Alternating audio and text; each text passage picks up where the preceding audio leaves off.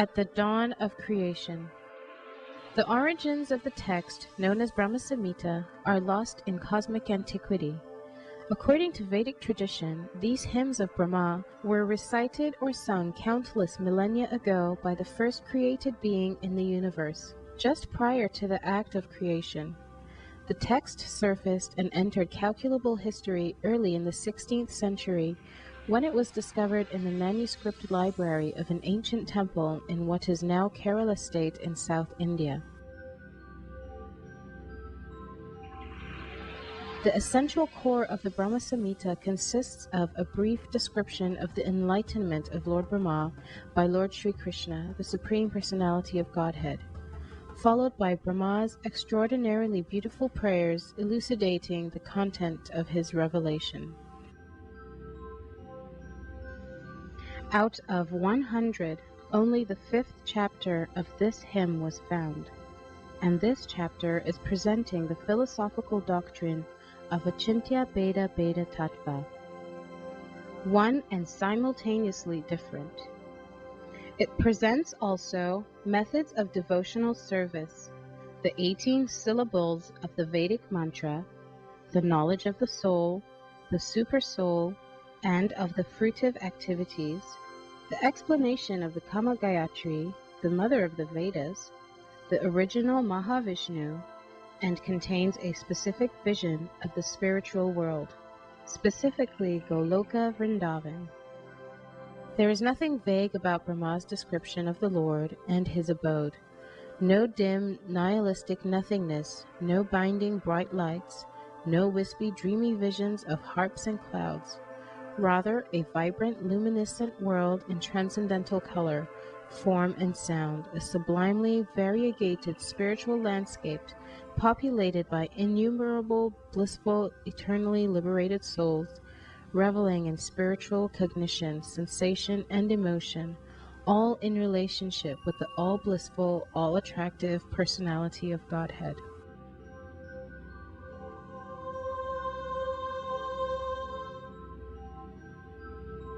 Krishna's first expansion is Baladev, and his next expansions are Vasudev, Sankarshan, Aniruddha, and Pradyumna. From Sankarshan comes Mahavishnu, the first Purusha avatar. He creates this material universe. Garbhodakshai Vishnu comes from Mahavishnu, and Brahma, who is born from him, gives birth to Shiva. Brahma, Shiva, and Vishnu are the Guna avatars. In fact, Vishnu is above all the material characteristics, but he accepts to govern Sattva Gun, the mode of virtue, for the maintenance of the universe.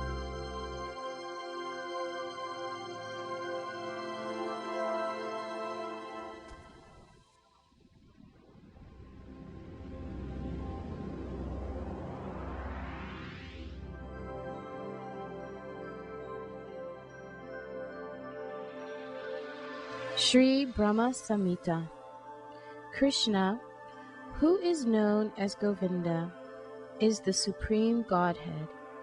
He has an eternal, blissful, spiritual body. He is the origin of all.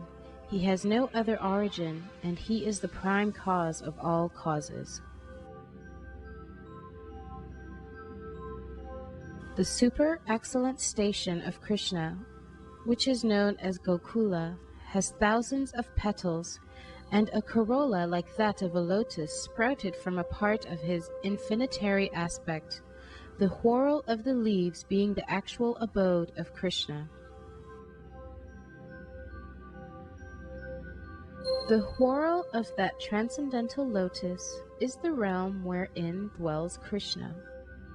It is a hexagonal figure, the abode of the indwelling, predominated, and predominating aspect of the Absolute. Like a diamond, the central supporting figure of self-luminous Krishna stands as the transcendental source of all potencies. The holy name, consisting of 18 transcendental letters, is manifested in a hexagonal figure with sixfold divisions. The whorl of that eternal realm, Gokula, is the hexagonal abode of Krishna. Its petals are the abodes of gopis, who are part and parcel of Krishna, to whom they are most lovingly devoted and are similar in essence. The petals shine beautifully like so many walls. The extended leaves of that lotus are the garden-like dham, spiritual abode of Sri Radhika, the most beloved of Krishna.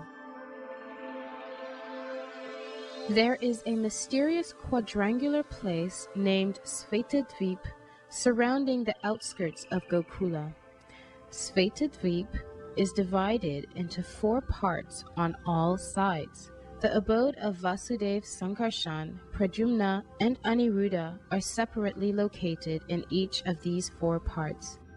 These 4 divided abodes are enveloped by the fourfold human requirements such as piety, wealth, passion, and liberation, as also by the 4 Vedas, Rig, Sam, Yajur, and Atharva, which deal with the mantra and which are the basis of achievements of the fourfold mundane requirements. 10 tridents are fixed in the 10 directions, including the zenith and nadir. The 8 directions are decorated with the 8 jewels of Mahapadma, Padma, Shankha, Makara, Kachapa, Mukunda, Kunda, and Nila. There are 10 protectors of the 10 directions in the form of mantra.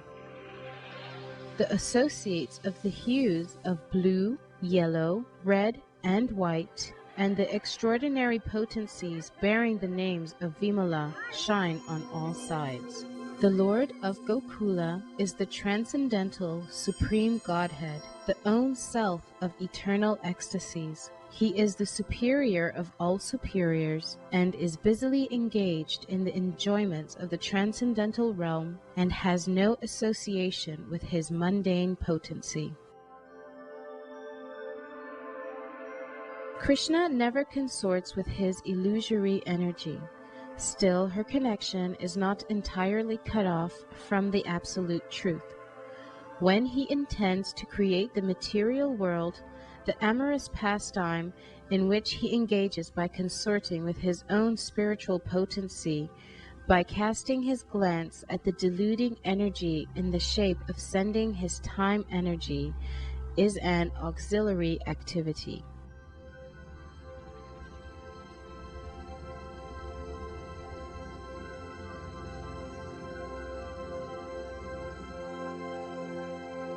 Ramadevi, the spiritual potency, beloved consort of the Supreme Lord, is the regulatrix of all entities. The divine plenary portion of Krishna creates the mundane world.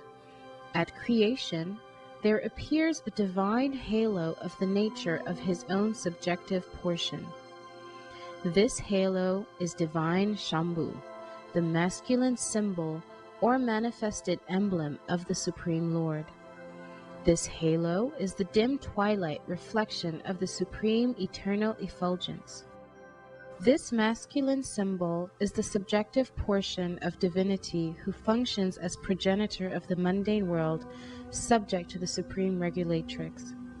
The conceiving potency in regard to mundane creation makes her appearance out of the supreme regulatrix. She is Maya, the limited non-absolute potency, the symbol of mundane feminine productivity. The intercourse of these two brings forth the faculty of perverted cognition, the reflection of the seed of the procreative desire of the Supreme Lord.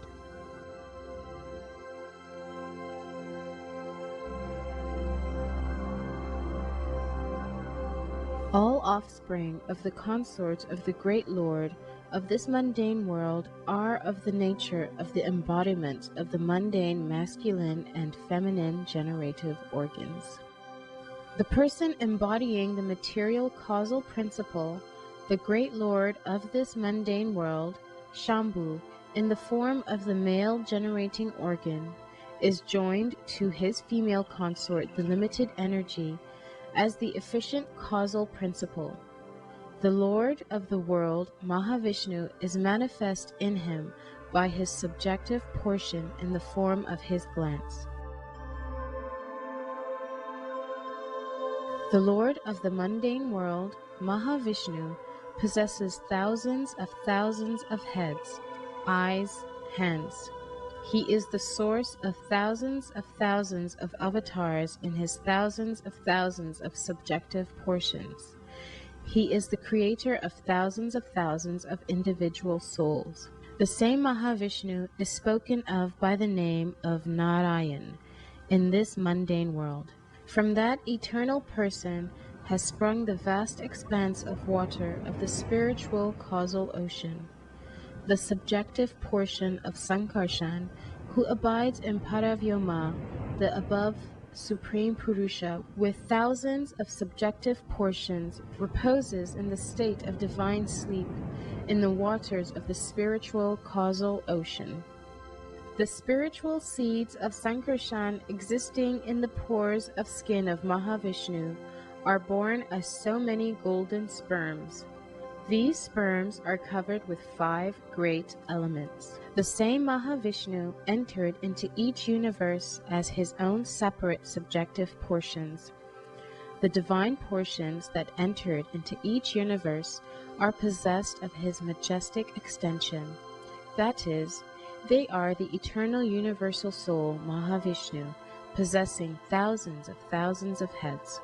The same Mahavishnu created Vishnu from his left limb, Brahma, the first progenitor of beings, from his right limb, and from the space between his 2 eyebrows, Shambhu, the divine masculine manifested halo. The function of Shambhu in relation to jivas is that this universe, enshrining the mundane, egotistic principle, has originated from Shambhu.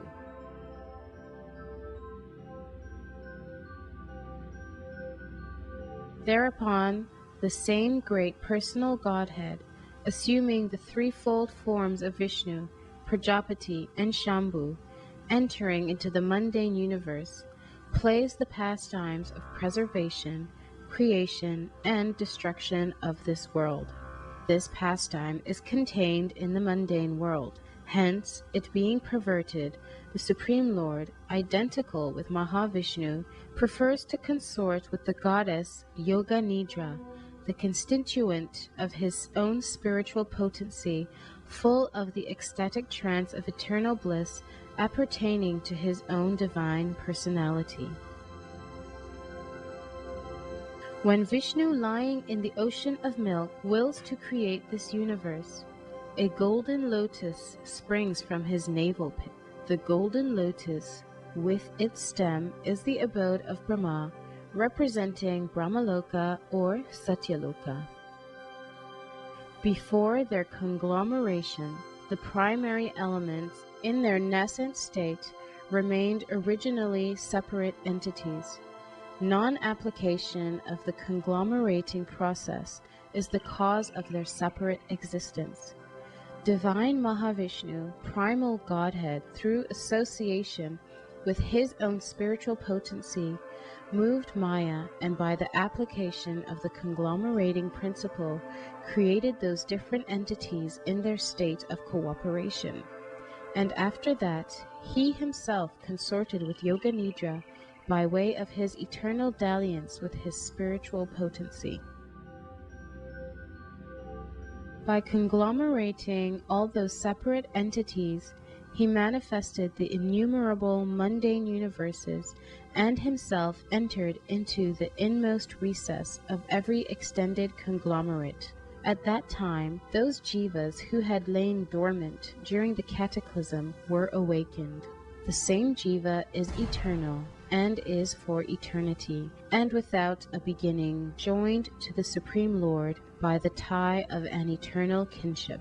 He is transcendental spiritual potency. The divine lotus, which springs from the navel pit of Vishnu, is in every way related by the spiritual tie with all souls and is the origin of four-faced Brahma versed in the four Vedas. On coming out of the lotus, Brahma, being guided by the divine potency, turned his mind to the act of creation under the impulse of previous impressions. But he could see nothing but darkness in every direction. Then the goddess of learning, Saraswati, the divine consort of the Supreme Lord, said thus to Brahma, who saw nothing but gloom in all directions.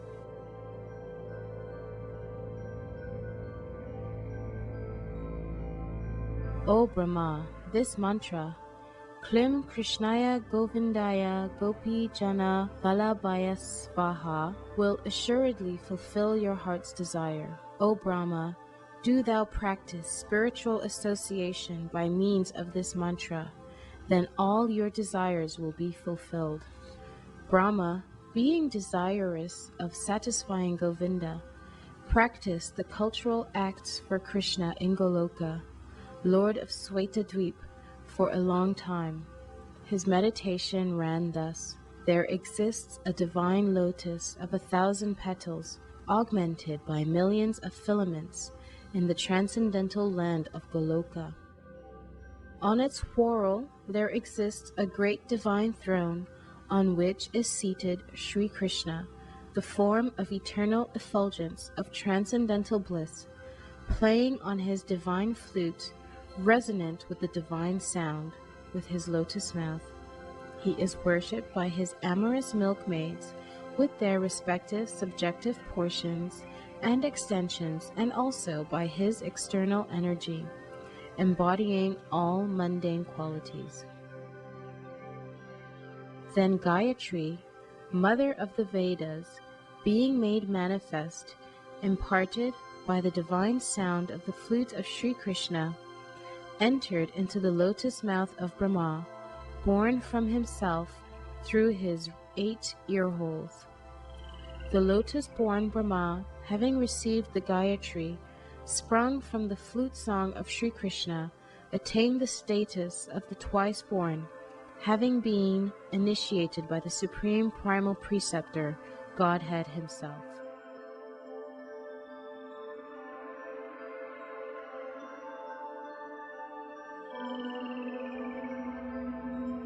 Enlightened by the recollection of that Gayatri embodying the 3 Vedas, Brahma became acquainted with the expanse of the ocean of truth. Then he worshipped Sri Krishna, the essence of all Vedas, with this hymn.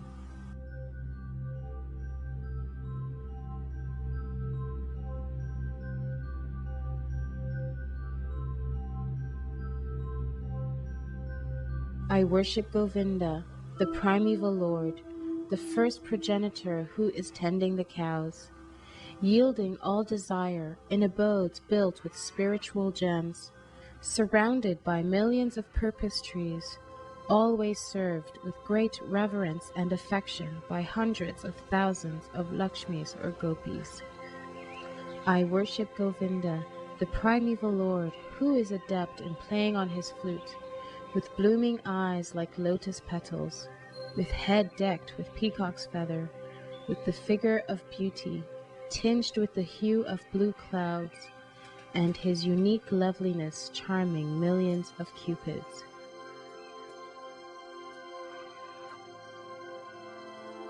I worship Govinda, the primeval Lord, round whose neck is swinging a garland of flowers beautified with the moon locket, whose 2 hands are adorned with the flute and jeweled ornaments, who always revels in pastimes of love, whose graceful threefold bending form of Shama Sundar is eternally manifest. I worship Govinda, the primeval Lord, whose transcendental form is full of bliss, truth, substantiality, and is thus full of the most dazzling splendor. Each of the limbs of that transcendental figure possesses in himself the full-fledged functions of all the organs, and eternally sees, maintains, and manifests the infinite universes, both spiritual and mundane.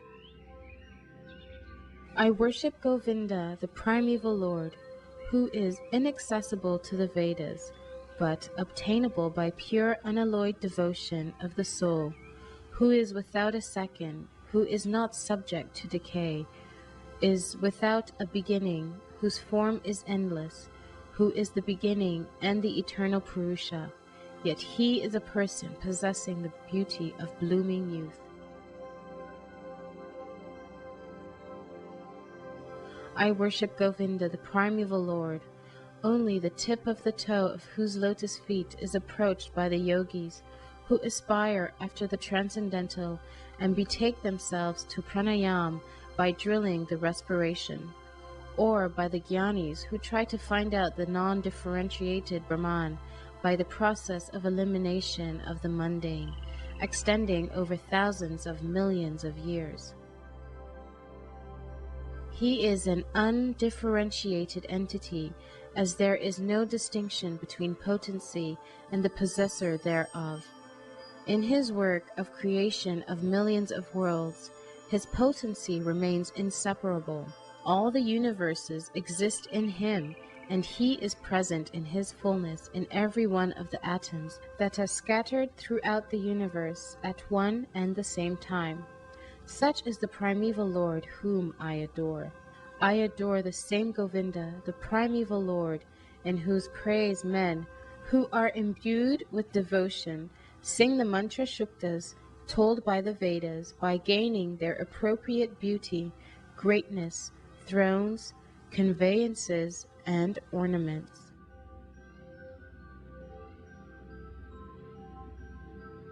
I worship Govinda, the primeval Lord, residing in his own realm, Goloka, with Radha, resembling his own spiritual figure, the embodiment of the ecstatic potency possessed of the 64 artistic activities, in the company of her confidants, embodiments of the extensions of her bodily form, permeated and vitalized by his ever blissful spiritual rasa.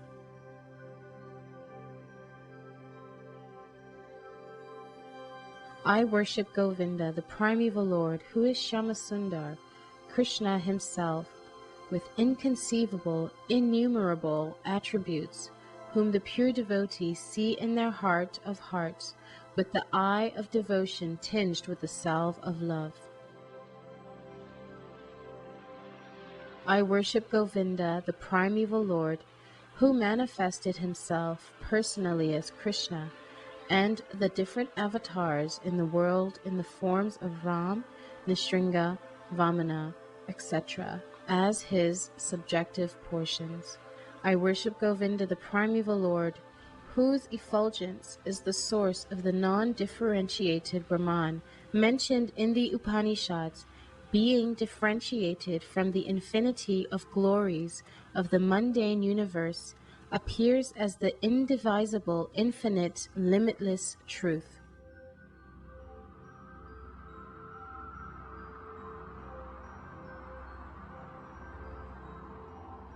I worship Govinda, the primeval Lord, who is the absolute substantive principle, being the ultimate entity in the form of the support of all existence, whose external potency embodies the threefold mundane qualities, sattva, rajas, and tamas, and diffuses the Vedic knowledge regarding the mundane world. I worship Govinda, the primeval Lord, whose glory ever triumphantly dominates the mundane world by the activity of his own pastimes, being reflected in the mind of recollecting souls as the transcendental entity of ever blissful cognitive rasa. Lowest of all is located Devi Dham, mundane world. Next, above it, is Mahesh Dham, abode of Mahesh. Above Mahesh Dham is placed Hari Dham, abode of Hari, and above them all is located Krishna's own realm named Goloka. I adore the primeval Lord Govinda, who has allotted their respective authorities to the rulers of those graded realms. The external potency Maya, who is of the nature of the shadow of the Chit potency, is worshipped by all people as Durga, the creating, preserving, and destroying agency for this mundane world. I adore the primeval Lord Govinda, in accordance with whose will Durga conducts herself. Just as milk is transformed into curd by the action of acids, but yet the effect curd is neither same as nor different from its cause, milk. So I adore the primeval Lord Govinda, of whom the state of Shambhu is a transformation for the performance of the work of destruction. The light of one candle being communicated to other candles, although it burns separately in them, is the same in its quality. I adore the primeval Lord Govinda, who exhibits himself equally in the same mobile manner in his various manifestations.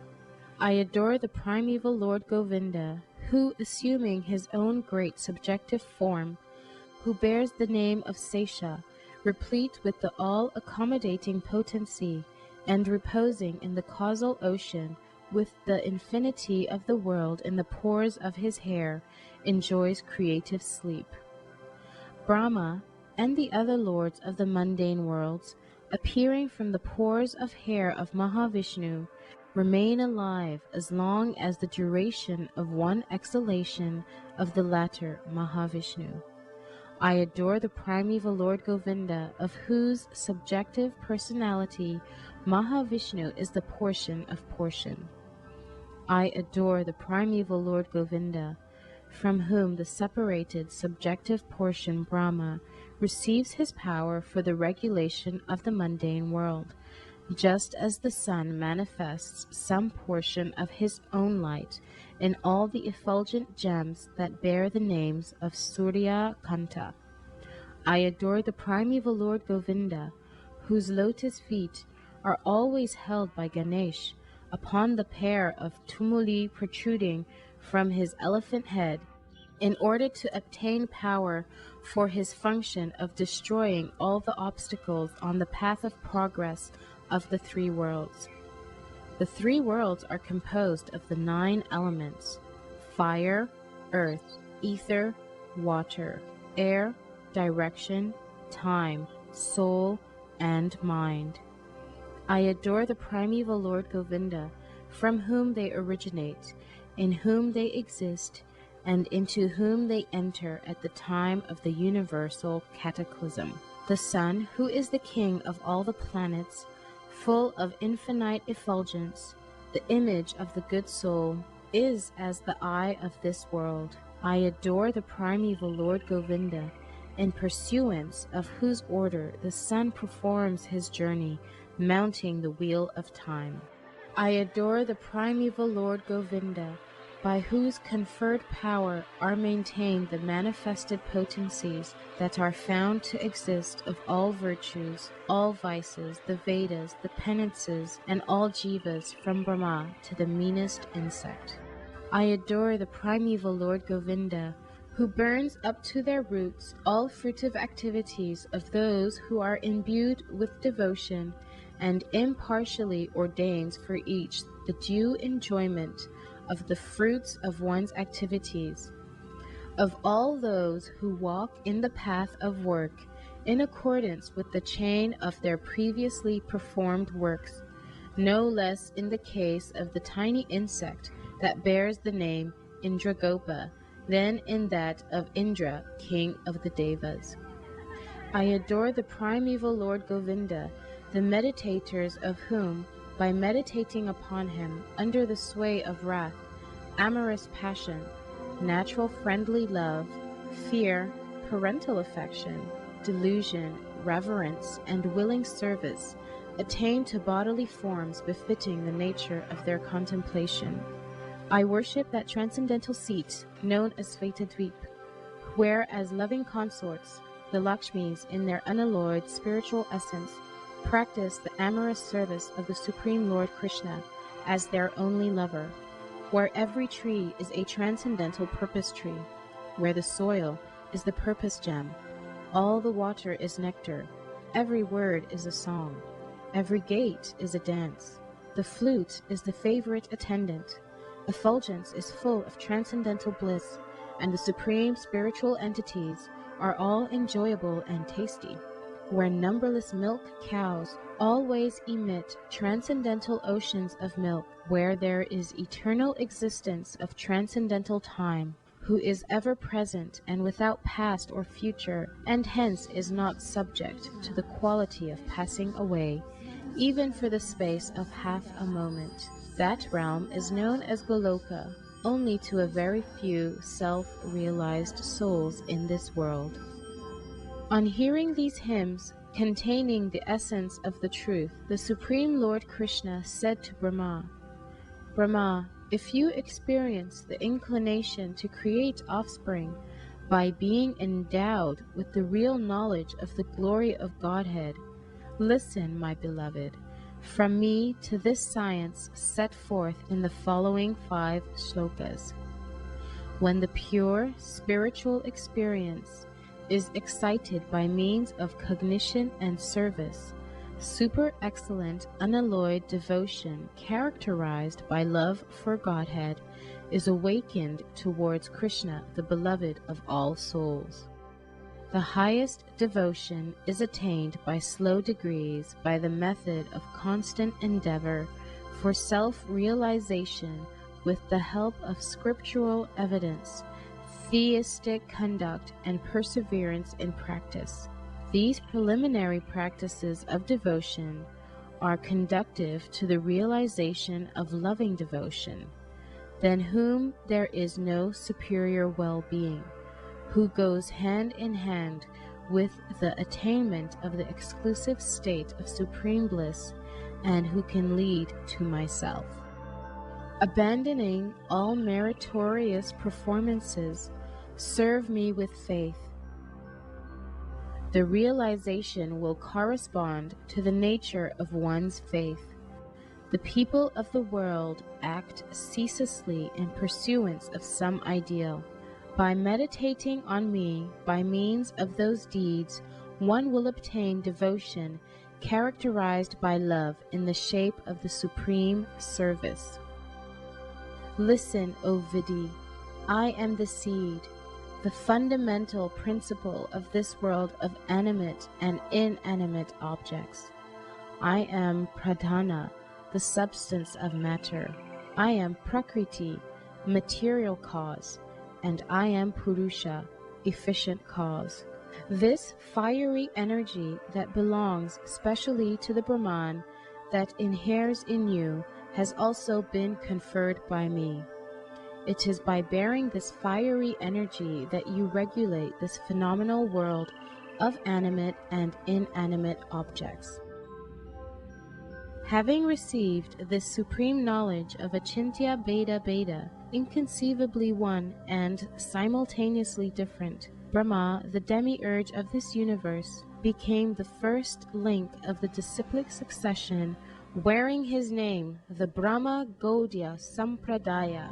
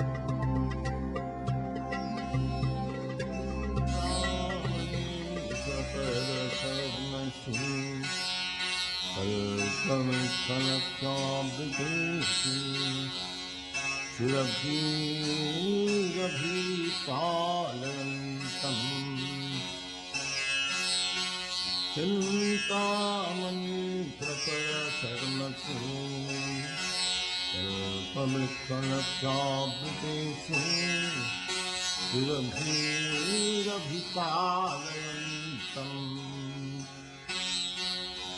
Lakshmi सहस्रशतं सम्भ्रम सेवमानं गोविन्दम् आदिपुरुषं तमहं भजामि।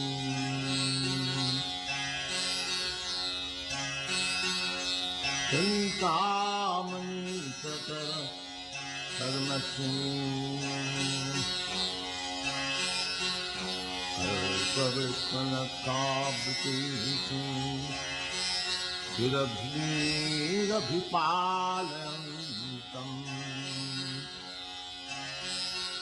Lakshmi सहस्रशतासन्मम सेवमानं गोविन्दम् आदिपुरुषं तमहं भजामि। वेणुं कर्णन्तं अरविन्ददलायताक्षं वेणुं कर्णन्तं अरविन्ददलायताक्षं वराहवतं समर्पितं बुधसुन्दराङ्गम्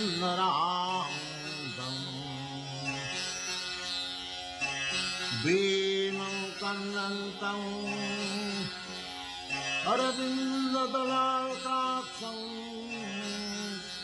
वराहवतं समर्पितं बुधसुन्दराङ्गम् कन्नत्वकोटि कमनीय विशेषोशोभम् गोविन्दम् आदिपुरुषं तमहं भजामि। गोविन्दम् आदिपुरुषं तमहं भजामि। आलोलचन्द्रकलश वनमालवंशी आलोलचन्द्रकलश वनमालवंशी रत्नाङ्गदं प्रणयकेलिकलाविलासम् आलोलचन्द्रकलश वनमालवंशी रत्नाङ्गदं प्रणयकेलिकलाविलासम् श्यामं शुभमलहितं नियतप्रकाशं गोविन्दम् आदिपुरुषं तमहं भजामि। गोविन्दम् आदिपुरुषं तमहं भजामि। Chintamani प्रकरसर्वसु कल्पवृक्षलतापितेषु सुरभिरभिपालयन्तम् Chintamani प्रकरसर्वसु